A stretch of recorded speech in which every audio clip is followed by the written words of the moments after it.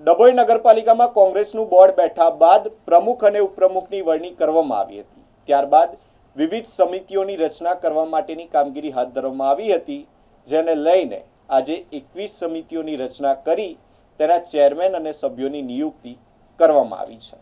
ડભોઈ નગરપાલિકામાં કોંગ્રેસનું શાસન સ્થપાયા બાદ વિકાસલક્ષી કામગીરીને વેગ આપવા વિવિધ સમિતિઓની રચના કરવામાં આવી હતી।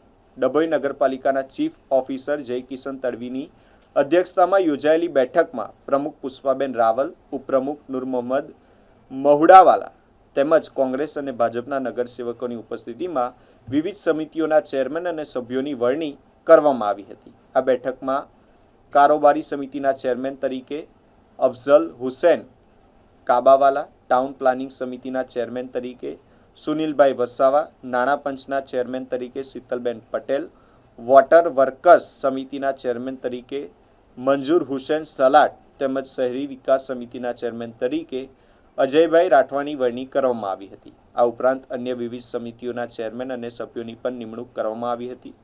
કોંગ્રેસના આગેવાનોના જણાવ્યા મુજબ હવે સમિતિઓની રચના પૂર્ણ થતાં નગરપાલિકાના વિકાસ કાર્યોને વધુ ગતિ મળશે। સાથે જ 8 વર્ષ બાદ નગરપાલિકામાં કોંગ્રેસનું શાસન આવતા શહેરના વિકાસ માટે કોંગ્રેસ પ્રતિબદ્ધ હોવાનું જણાવ્યું હતું। આ પ્રસંગે શહેર કોંગ્રેસ પ્રમુખ સતીશભાઈ રાવલ સહિતના આગેવાનો પણ ઉપસ્થિત રહ્યા હતા। આજરોજ ડભોઈ નગરપાલિકાની વિવિધ સમિતિઓના ચેરમેનની નિમણૂક થઈ છે।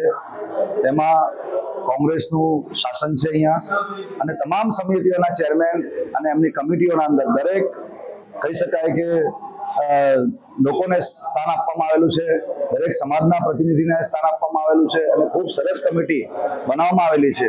આગામી સમયના અંદર ડભોઈ નગરપાલિકાના અંદર કોંગ્રેસ પાર્ટીની સત્તામાં વિવિધ ક્ષેત્રે કહી શકાય કે વિકાસશીલ કાર્ય કરીને લોકોને એક સારું ડભોઈ, સ્વચ્છ, સારું, સુંદર ડભોઈનું આયોજન અમારું છે અને વિકાસશીલ ડભોઈ બનાવીને આગળના સમયના અંદર અમારું ધ્યેય છે કે ડભોઈ નગરપાલિકાના અંદર ખૂબ સારું કાર્ય કરીને વિધાનસભાના અંદર પણ કોંગ્રેસનું પ્રતિનિધિત્વ ચૂંટાય એ રીતે આજની કમિટી બનેલી છે। કોઈ સભ્યની નારાજગી નથી, દરેકને કહી શકાય કે પ્રતિનિધિને સમાવેશ કરવામાં આવેલા છે, દરેક સમાજના પ્રતિનિધિને સમાવેશ કરવામાં આવેલા છે। ભારતીય જનતા પાર્ટી જો એ ચાહતી હશે કે કોઈની નારાજગી હશે ને અમે ડેમેજ કરીશું, પરંતુ એમને કહી શકાય કે કરવો ઘૂંટવો પીવો પડશે।